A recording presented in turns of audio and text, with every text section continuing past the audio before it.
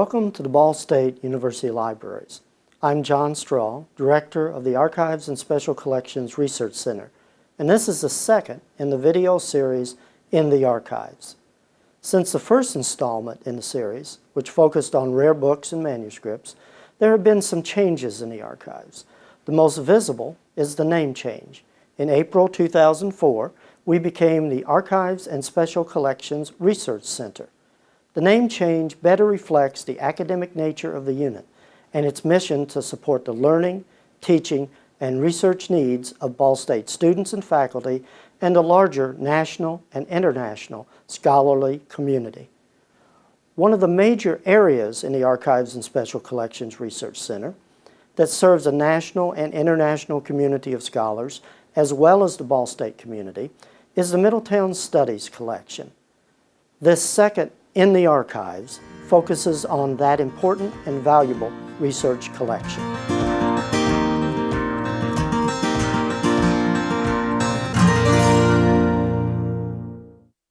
To understand the Middletown Studies Collection, it's important to know the history of Middletown and the research that's been done on Muncie as Middletown. I'm honored to have a couple of distinguished guests with me today who are experts on Middletown. First of all, Dr. James Connolly, who is the Director for the Center for Middletown Studies at Ball State, and Dr. Bruce Geelhoed, who is the Chair of the Department of History at Ball State. Thank both of you for being here with us today and sharing your knowledge on Middletown. Let's start with you, Dr. Geelhoed. As the former director of the center for quite a while, perhaps you'd be a good person to tell us about the history of Middletown, how it all started, and the research that's been done over the years. Yes, thank you, John. The first Middletown study was done in 1929. It was called Middletown, A Study in Contemporary Culture. The authors were Robert and Helen Lind. They were two New Yorkers who came here with some funding from John D. Rockefeller's organization in 1924-25. They lived here for about 2.5 or 3 years, and subsequent to that, they published the book Middletown. The importance of that book, there's a lot of things that you could say about it, but the importance of that book is that it identified Muncie as the representative American community in terms of customs, beliefs, attitude, behaviors, and that sort of thing. The book became a great bestseller in sociological terms. It's still in print today. It's still being taught in colleges and universities around the United States. And I think probably this is one of the major social science books of the last century. I think if you're a sociologist, or maybe an anthropologist even, maybe even an urban historian, you consider this one of the essential books that your students should read to know something about urban America as it developed in the 20th century. Robert Lind came back to Muncie in 1935-36 and did a sequel to Middletown. He was only here 6 months this time. And this book was called Middletown in Transition, A Study in Contemporary Conflict. And so where you had Middletown, which was about the Muncie of the 1920s, which was basically prosperous and feeling the good effects of the post-World War I period, Middletown in Transition is about Muncie during the Depression and what was happening there.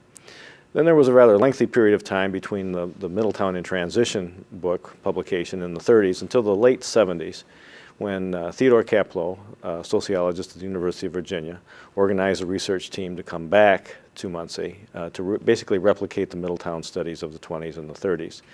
And there were two books that Ted Kaplow's group produced. One is called All Faithful People, about religion. The other is called Middletown Families, about family life in Muncie, that appeared in the early 1980s.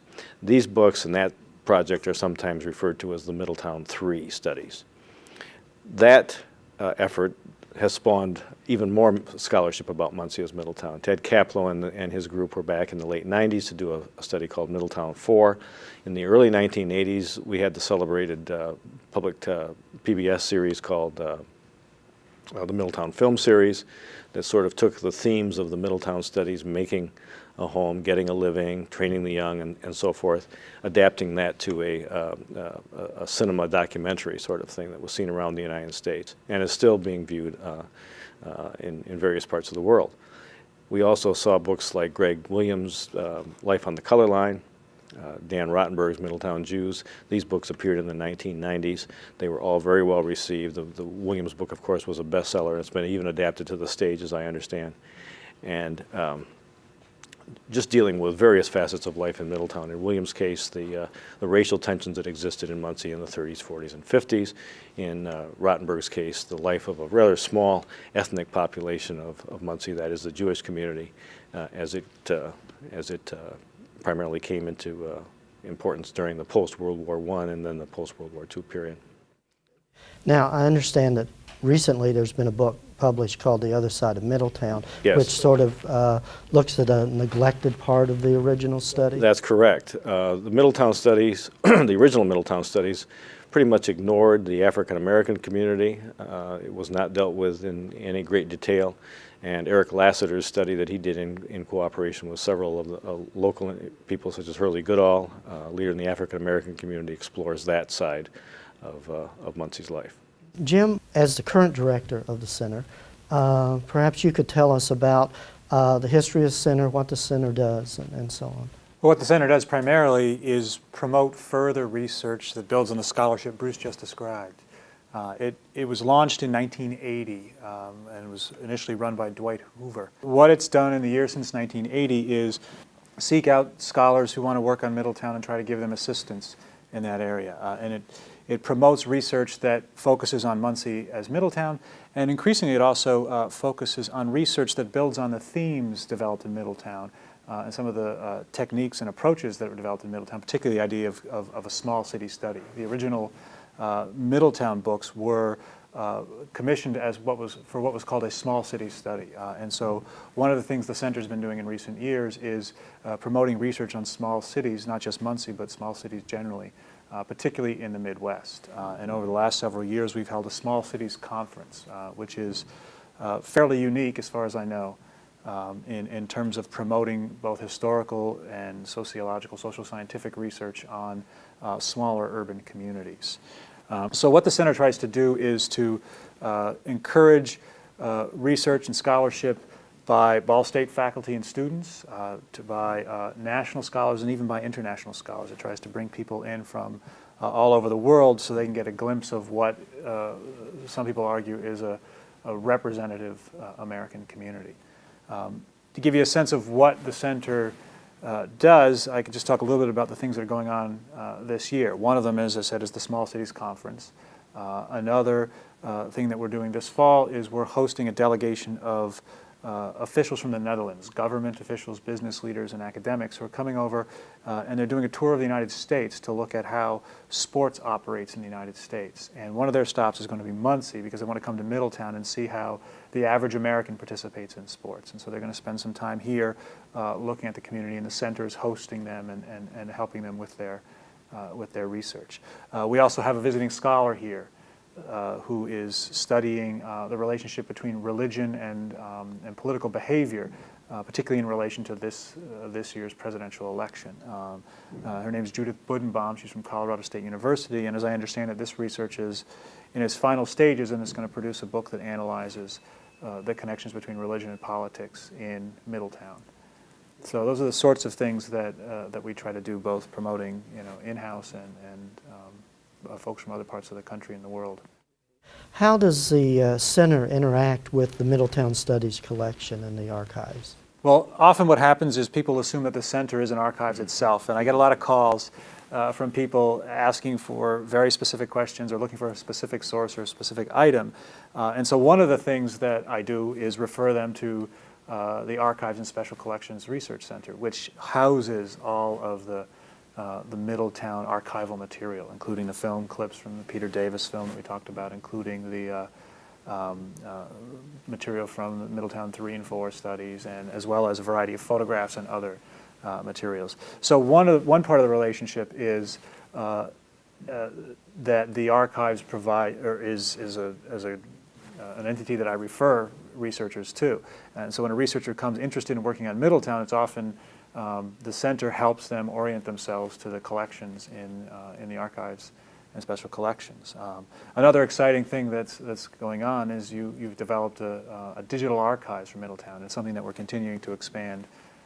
And this is an enterprise that, again, it helps me as director of the center to point scholars to something that's available even if they can't make it to Muncie and onto campus. So there's a kind of symbiotic relationship. I don't think we could really promote the research on Middletown that we do without the assistance or the cooperation of the Archives and Special Collections Office. The digital Middletown archives is very important, in my opinion. We have interest in Muncie as Middletown literally across the world. There is a group of scholars in the Netherlands American Studies Association, for example, that regularly do Middletown-related studies. It's just that they do it from a distance. They'll rely on published sources over there. Occasionally, they might get here to the United States. And this is a tremendous service that's going to be made available to scholars to be able to look at some of these materials. The Spurgeon Green photo collection, which numbers thousands. You're putting up some of the primary source materials from business organizations in Muncie. All of these sorts of things that people will now be able to read and familiarize themselves with the Middletown Research Collections, and they don't have to, even go away from their computer to do it. All at their computer. It'll be a tremendous asset for teachers too, because they will be able to refer students, at high school, junior high, colleges and universities at any level to do this. And I've often thought that during the years that I was director of the center, one of the things that I wanted to do and didn't really get accomplished to the extent that I wanted was this integration with teachers and students to see how you can study a community like Muncie, but you could use the way that Muncie studied to study Anderson or Marion or Kokomo or Warren, Ohio, or Portsmouth, Ohio, or some other smaller mid-sized city, any place in the United States or in the world, and just adopt those techniques to this. And now we have these materials that you can see as examples of the types of things that you might want to look at.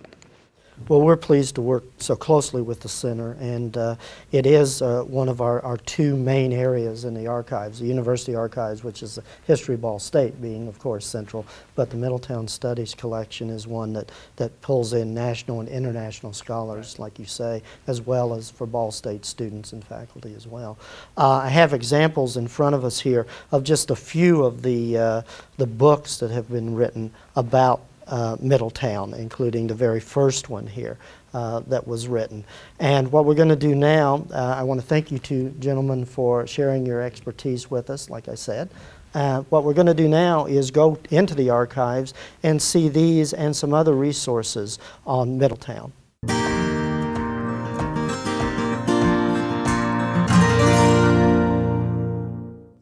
The resources in the Archives and Special Collections Research Center to support Middletown research fall into two categories: records and publications of Middletown research, local history materials on Muncie that support Middletown research.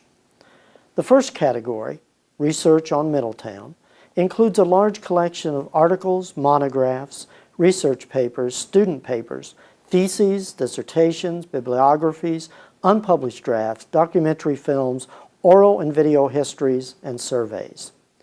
You heard earlier a description of the Middletown 3 project.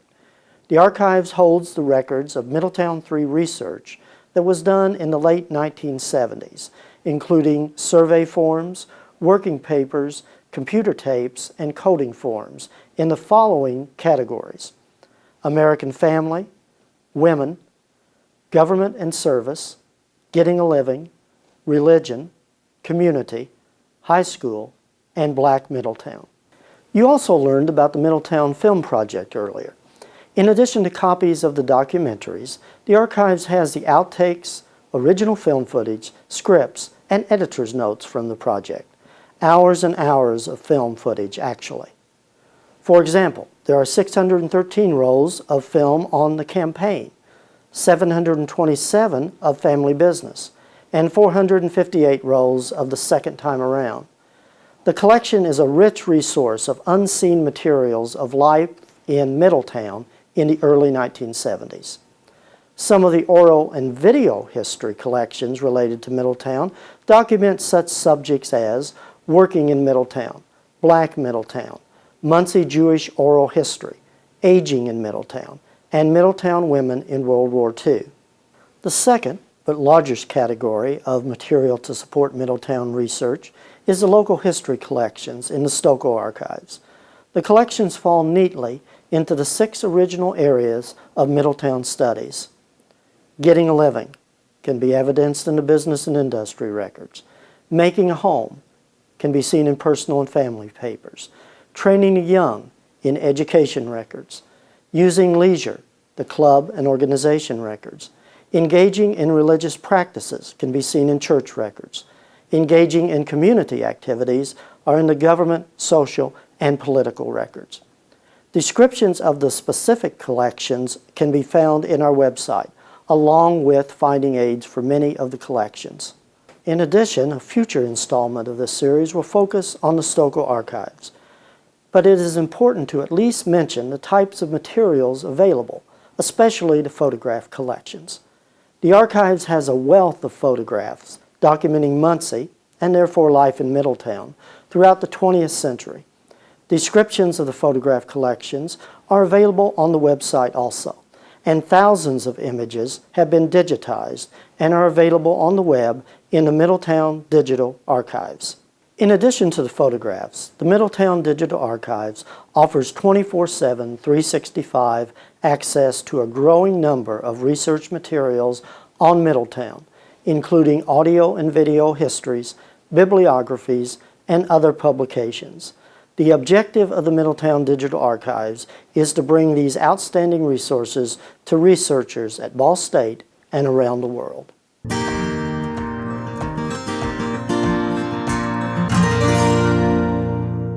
More information about the Middletown Studies Collection, as well as other areas in the Archives and Special Collections Research Center, can be found on our webpage at www.bsu.edu/library/collections/archives. In addition, I invite you to contact the archives by telephone, email, letter, or come by and visit us in Bracken Library 210. We are here to serve your information and research needs. I hope you enjoyed this look into another area of the Archives and Special Collections Research Center. Please watch for future segments at this website. Thank you.